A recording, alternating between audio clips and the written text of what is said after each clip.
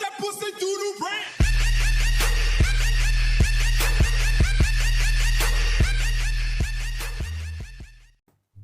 Hey guys, it's me again, Jesse, ang inyong lingkod. Welcome to my second video tutorial. So ang ating malalaman ngayon ay kung paano tatanggalin ang watermark sa KineMaster. Pero bago ang lahat, kung bago ka lang dito sa aking channel, please don't forget to like, subscribe, and comment down below. At pindutin mo na rin ang notification bell para lagi kang update sa aking channel. Hindi ko na po patatagalin pa. Ito na po ang aking video tutorial.